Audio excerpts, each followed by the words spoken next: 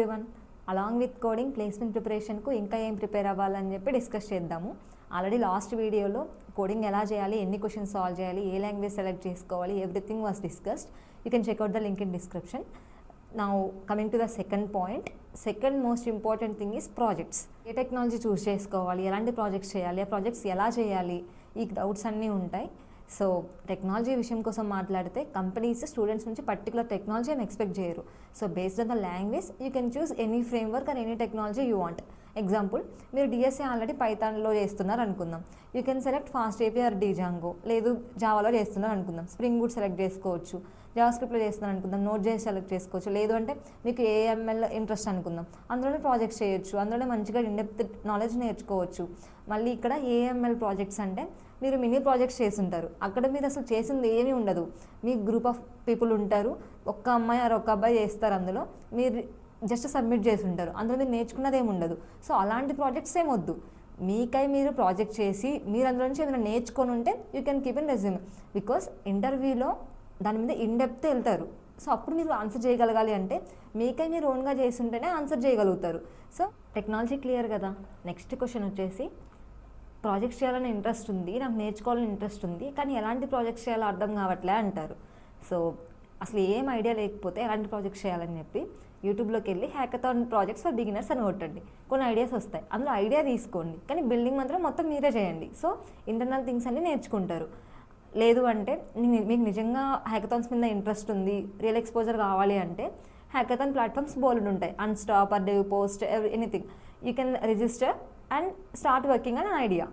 Next question, అసలు projects ఎలా చేయాలని డౌట్ వస్తుంది. బికాస్ ఈ రోజుల్లో ఏఐ మొత్తం జనరేట్ చేసేస్తుంది, ఇంకా పర్టికులర్గా మేము ప్రాజెక్ట్ చేసేది ఏముంది అని అడగొచ్చు. సో ఏ జనరేట్ చేసినా కూడా అందులో ఆ ప్రాజెక్ట్లో ఇంటర్నల్ వర్కింగ్ మొత్తం మీరు తెలుసుకోండి.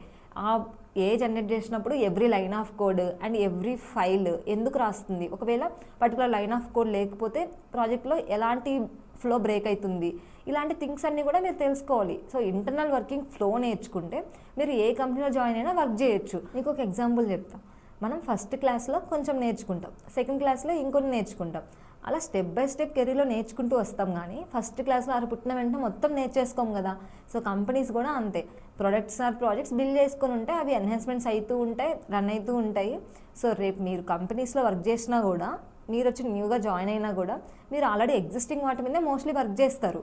ఆల్రెడీ ఉన్న ఎగ్జిస్టింగ్ కోడ్లో అర్థం చేసుకొని మీరు న్యూ కోడ్ బేస్ రాయాల్సి వస్తుంది. న్యూ కోడ్ బేస్ అంటే కంప్లీట్ ప్రాజెక్ట్ న్యూ కాదు, ఆల్రెడీ ఉన్న వాటిని కొత్తగా మధ్యలో కోడ్ ఇన్సర్ట్ చేసి మీరు ఎన్హాన్స్ చేయాల్సి వస్తుంది. సో అప్పుడు మీకు ఫ్లో అర్థం కాకపోతే కష్టమవుతుంది. సో ఇప్పుడు ప్రాజెక్ట్ చేసేటప్పుడే ఇంటర్నల్ వర్కింగ్ ఎలా అవుతుందో అర్థం చేసుకోండి. సో ఏ రాసినా every line of code and every file అర్థం చేసుకోండి. అలా అని చెప్పి మీరు సింటాక్స్ మొత్తం గుర్తుపెట్టుకోనక్కర్లా, మీరు ఫ్లో అర్థం చేసుకుంటే సరిపోతుంది. Third thing, computer science subjects. ఇందులో ఫస్ట్ డేటాబేస్ మేనేజ్మెంట్ సిస్టమ్ కోసం మాట్లాడుకుందాం. ఆల్మోస్ట్ ఎవ్రీ కంపెనీ డేటాబేస్ కోసం క్వశ్చన్స్ అడుగుతూనే ఉంటారు. సో మీరు ఐ థింక్ సెమిస్టర్లో ఇది వచ్చే ఉంటుంది, మీరు ఆ సిలబస్ చూసుకున్నా సరిపోతుంది, ఆ కాన్సెప్ట్స్ నేర్చుకున్నా సరిపోతుంది. Still if you want reference, take you forward channel database sheet ఉంటుంది, మీరు ఒక్కొక్క కాన్సెప్ట్ తీసుకోండి.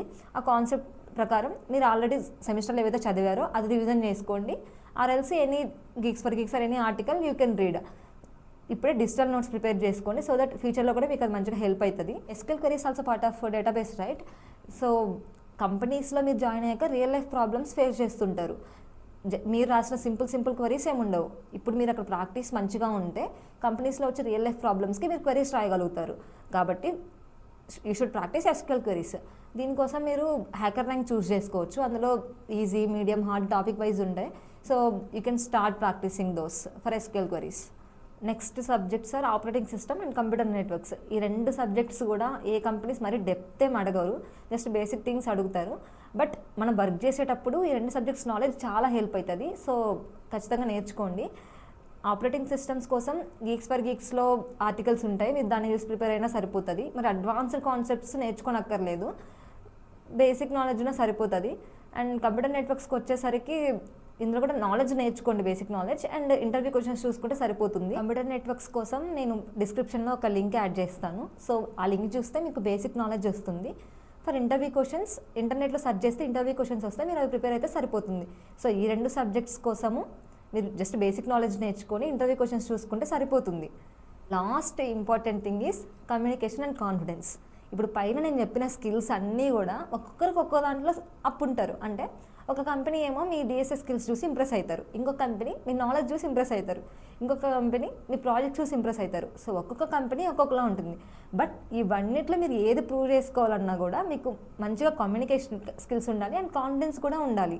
మీకు ఒక ఎగ్జాంపుల్ చెప్తా. మీరు మీ ఫ్రెండ్ ఇద్దరు 2 డిఫరెంట్ ప్యానల్స్లోకి ఇంటర్వ్యూకి వెళ్ళారు అనుకుందాం. ఇద్దరికి సేమ్ క్వశ్చన్ అడిగారు. మీకు మీ ఫ్రెండ్ కంటే నాలెడ్జ్ ఎక్కువ ఉంది, కానీ మీరు నర్వస్గా ఉన్నారు అనుకుందాం. మీకు అంత కాన్ఫిడెన్స్ లేదు, మీ కమ్యూనికేషన్ స్కిల్స్ అంత బాగాలేవు అనుకుందాం. మీ ఫ్రెండ్ ఉన్నాడు, మీ ఫ్రెండ్ కూడా నాలెడ్జ్ ఉంది, బట్ మీ అంత నాలెడ్జ్ లేదు అండ్ కొంచెం థింక్ చేయగలడు కూడా మీ friend. But he has great communication and confidence. ఇప్పుడు ఇంటర్వ్యూస్ క్వశ్చన్ అడిగినప్పుడు మీరేమో నర్వస్ ఫీల్ అవుతున్నారు, అసలు ఏం చెప్పలేకపోతున్నారు అనుకుందాం. మీ ఫ్రెండ్ ఏమో తనకి ఏదైతే వచ్చో అది కాన్ఫిడెంట్గా ఎక్స్ప్రెస్ చేసుకోగలుగుతున్నాడు అనుకుందాం. ఇప్పుడు ఇంటర్వ్యూస్ ఎవరిని చూస్ చేసుకుంటారు? అఫ్ కోర్స్ ఇంటర్వ్యూస్కి మీరు ఎవరో తెలియదు. ఎవరైతే నీట్గా ప్రజెంట్ చేసుకోగలుగుతున్నారో, ఎవరైతే వాళ్ళ నాలెడ్జ్ చెప్పుకోగలుగుతున్నారో వాళ్ళనే కదా సెలెక్ట్ చేస్తారు. సో దీన్ని బట్టి మీరు అర్థం చేసుకోవాల్సింది ఏంటి? కమ్యూనికేషన్ అండ్ కాన్ఫిడెన్స్ చాలా ఇంపార్టెంట్ ఏ జాబ్కైనా సరే. ఇప్పుడు ఇది ఎలా ప్రాక్టీస్ చేయాలని మాట్లాడుకుందాము. అజ్యూమ్ మీరు ఒక కాన్సెప్ట్ నేర్చుకున్నారు, ఇప్పుడు అది ఇంటర్వ్యూలో ఎలా చెప్తారని అనుకుందాం. మీ ముందు ఇంటర్వ్యూ అంటే మీరు ఇమాజిన్ చేసుకోండి. ఎవరు లేని దగ్గర ప్లేస్లో కూర్చోండి, ఇంటర్వ్యూ మీ ముందున్నారని చెప్పి ఇమాజిన్ చేసుకోండి. డైరెక్ట్గా స్పీక్ అవుట్ లౌడ్.